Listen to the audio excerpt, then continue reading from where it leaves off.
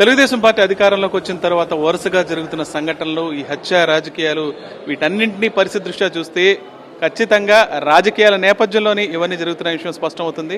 ఈ నేపథ్యంలో ఇవాళ పొంగనూరులో ఎంపీ మిథున్ రెడ్డి మీద దాడి జరగడం, అదేవిధంగా మాజీ ఎంపీ రెడ్డప్ప ఇంటి మీద దాడి జరగడం, వీటన్నింటి దృష్ట్యా తూర్పుగోదావరి జిల్లా వైఎస్ఆర్సీపీ అధ్యక్షుడు జకంపూడి రాజా ఏమంటున్నారు చూద్దాం. సార్ చెప్పండి, వరుసగా ఇంకా 40 రోజులు కూడా పూర్తి కాలేదు, అనేక సంఘటనలు ఈ రాజకీయాల నేపథ్యంలో రకరకాలుగా జరుగుతున్నాయి, హత్యలు జరుగుతున్నాయి. ఈ సంఘటనల గురించి అసలు ఏం చెప్పొచ్చు? నిజంగా రాష్ట్రంలో లాండ్ ఆర్డర్ ఉందా లేదా?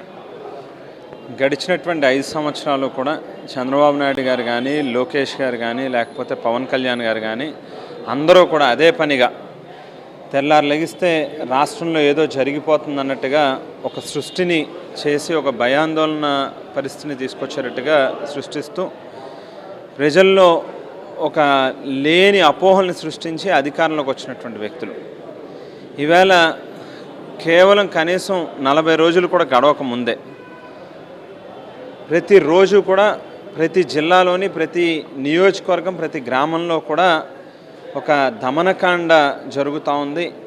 విపరీతమైనటువంటి దాడులు, ఆస్తులు కానీ లేకపోతే ప్రాణ నష్టాలు కానీ మనం గమనిస్తూ ఉన్నాం. నిన్నటి రోజు పల్నాడులో జరిగినటువంటి సంఘటన నిజంగా రాజకీయాల్లో ఉన్నటువంటి ప్రతి ఒక్కరూ కూడా సిగ్గుపడాల్సినటువంటి అవసరం ఉంది.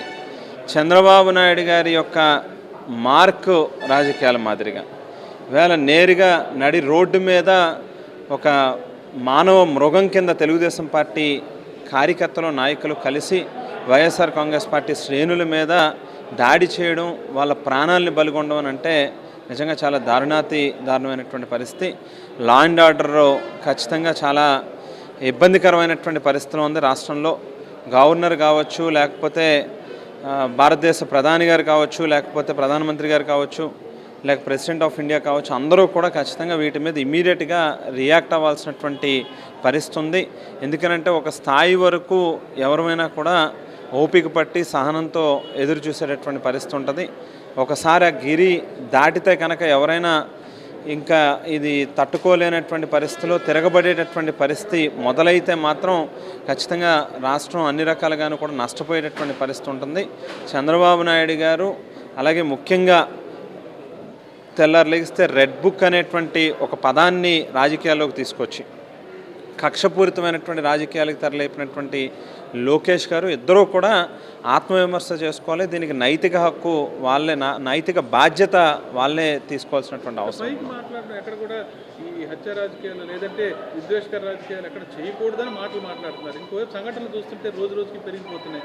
నాయకుల మాటల్ని జరుగుతున్న సంఘటనలు ఏ రకంగా పొంతం లేకుండా లేదని చెప్పచ్చు. మనం గమనిస్తే ఎప్పుడు కూడా చంద్రబాబు నాయుడు గారి యొక్క మాట పని రెండు ఒకటవదు. ఒక పక్కన పైకి ఎల్లో మీడియా ద్వారా పిక్చరింగ్ ఇచ్చేటటువంటిదేమో అంతా కూడా చాలా బాధ్యతతో ఉన్నట్టుగా, చాలా శాంతి భద్రతలను కాపాడుతున్నట్టుగా ఒక పక్కన ప్రజలకి పిక్చరింగ్ ఇస్తూనే మరో పక్కన వెనక చేసేటటువంటి పనులేమో అన్నీ కూడా వాళ్ళ కార్యకర్తలను రెచ్చగొట్టి, వారి నాయకులను రెచ్చగొట్టి, పోలీస్ యంత్రాంగాన్ని పూర్తిగా వారి గుప్పెట్లో పెట్టుకుని ఏదో రకమైనటువంటి అలజడులు సృష్టించేటటువంటి ప్రయత్నమే చేస్తూ ఉంటారు.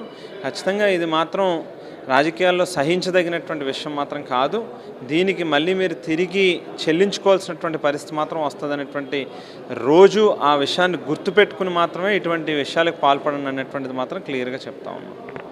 రాష్ట్రంలో రెడ్ బుక్ రాజ్యాంగం అమలవుతుందని మాజీ ఎమ్మెల్యే జకంపూడి రాజా చెప్తున్నారు. ఇవన్నీ చంద్రబాబు మార్క్ రాజకీయాలు, ఇప్పటికైనా ఇంట్లో మార్పు రాకపోతే జనమే తిరగబడే పరిస్థితి వస్తుందని చెప్తున్నారు, హెచ్చరిస్తున్నారు. దీనిపై రాజమండ్రి నుంచి విజయలక్ష్మి హరీష్ ఫర్ సాక్షి.